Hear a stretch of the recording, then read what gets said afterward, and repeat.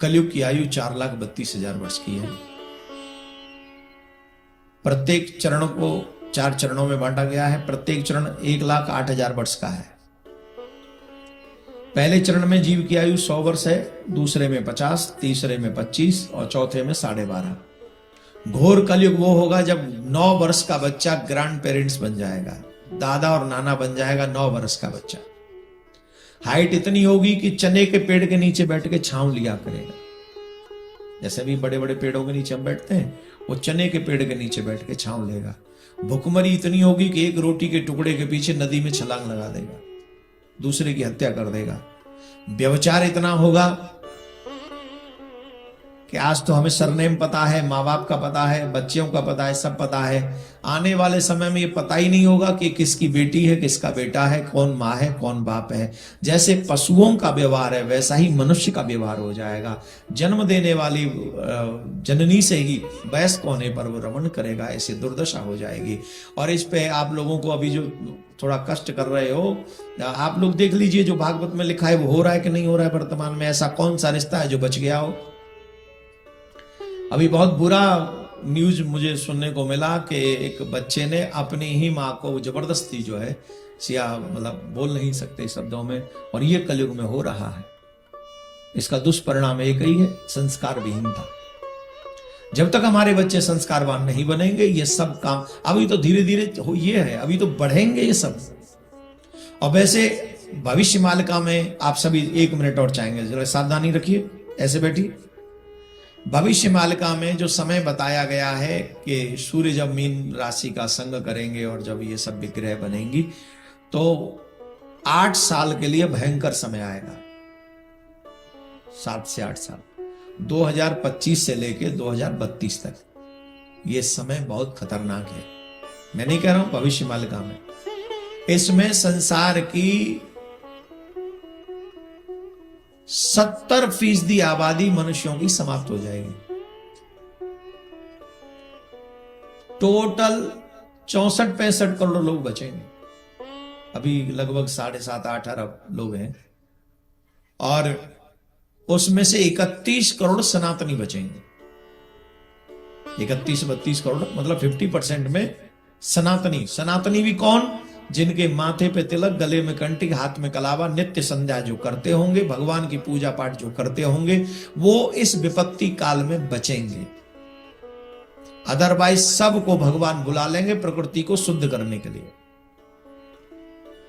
अब आप कहेंगे फिर तो कैसे समझे, इस प्रारंभ हो गया? प्रारंभ हो गया, आप देख लो विश्व का जो वर्तमान क्रियाकलाप हो रहा है उसे समझ लो आप क्या हो रहा है। ग्लेशियर पिघल रहे हैं, ग्लेशियर पिघल रहे हैं तो कहां जाएंगे?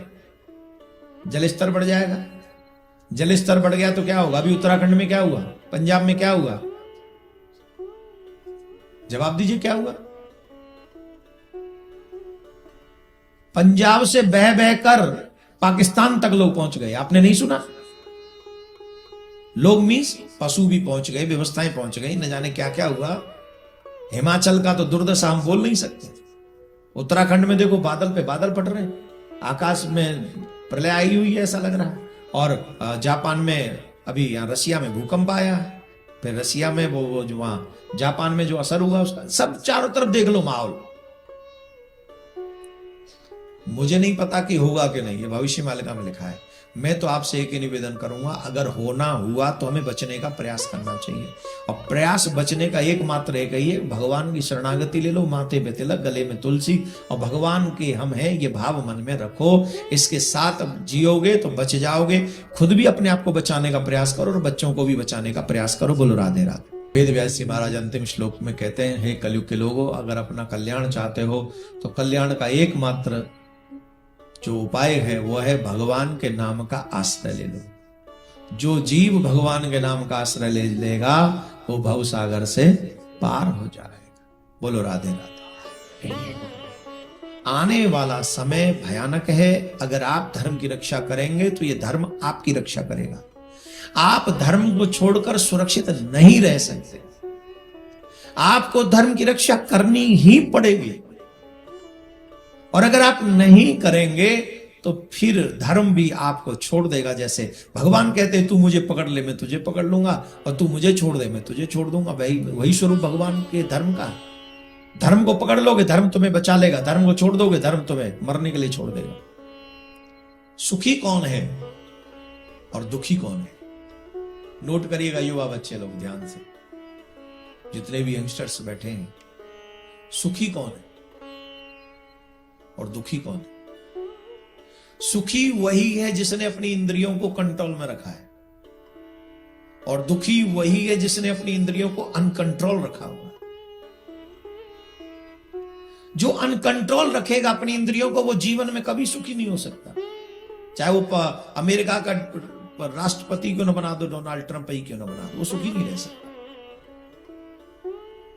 क्यों?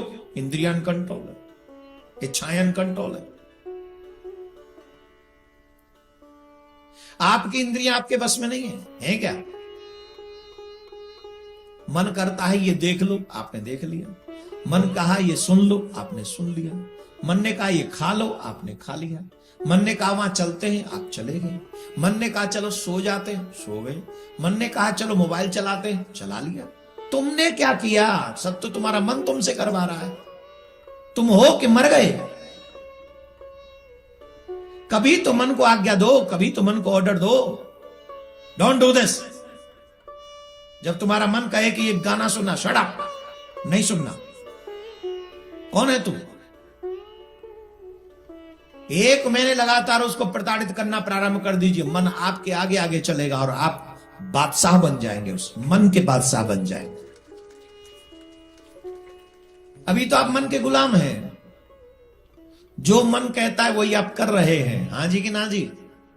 तो इंद्रियां आपके ऊपर राज्य कर रही हैं, आप इंद्रियों के ऊपर राज्य नहीं कर रहे।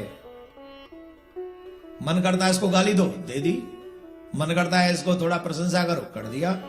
अरे भाई, जिसको गाली दे रहे हो उसकी बुराइयां थोड़ा समझ लो, और बुराई समझने के बाद सोचो कि ये मेरे किस काम की, मैं इस पचड़े में पड़ी क्यों रहा हूं। और जिसकी प्रशंसा कर रहे हो उसका थोड़ा सा बैकग्राउंड भी समझ लो, फिर पूछो मुझे इससे भी क्या मतलब है। अच्छाई की एक्सेप्ट करो, बाकी का राम भजो। सुखी होना चाहते हो तो इंद्रियों पे कंट्रोल करो, और दुखी होना चाहते हो तो अपने आप को इंद्रियों के हवाले कर दो। फिल्म देखनी है, पेट भर गया। मोबाइल चलाने से पेट भर गया, चलो बताओ। जिसका मोबाइल चलाने से पेट भर गया वो हाथ बताओ, हाथ उठा के बताओ। बोले अब हम नहीं चलाएंगे कल से। चलो मोबाइल थोड़ी तगड़ी चीज है, जरूरत भी आप उससे पूरी करते हैं। दिन में 3 बार खाते हो, मैं कहता हूं 5 दिन नहीं खाना आगे से। करो, इंद्रियों पे कंट्रोल करो। अगली बार आऊंगा तो कथा में नहीं बैठोगे। मैं ये नहीं कह रहा कि तुम एकदम से इंद्रियों पे कंट्रोल करो। वही खाओ जो भगवान को खिला सको, ये भी इंद्रियों पे कंट्रोल है। वही देखो जो भगवान को बताने में शर्म ना आए, ये भी इंद्रियों पे कंट्रोल है। वही सुनो कि ठाकुर जी भी जब सुन रहा हो कि ये सुन रहा है, अरे वाह बड़ा अच्छा है, ये भी इंद्रियों पे कंट्रोल है।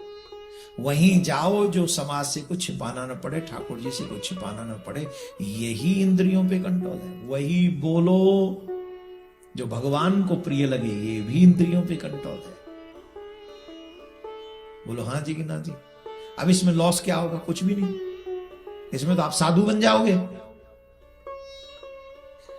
तो राक्षस बनना ही क्यों है? साधु बनो ना। अच्छा देखो, अच्छा बोलो, अच्छा सुनो, अच्छा करो, बन जाओ साधु। बोलो राधे राधे। आलसी कहीं के। ए माई कहां जाई? लौट के आई? अच्छा ठीक है, लेके आ जाए। बाल गोपाल घूमते रहते हैं ना, उनको लेने गई। सही है, सही है, अच्छा कर रही है वो। राधे राधे। तो इंद्रियों पे कंट्रोल करना ही सुख की सबसे बड़ी कृपा है। वही सुखी है। नानक बाबा कहते हैं, पाजी नानक बाबा कहते हैं, नानक दुखिया सब संसार। नानक दुखिया सब संसार। बोले सुखी कौन है? बोले सुखी वही जिन नाम आधार। जिन्होंने भगवान का नाम पकड़ लिया है वही सुखी है, और जिन्होंने भगवान का नाम छोड़ दिया है वो सुखी कभी हो नहीं सकता, हो नहीं सकता।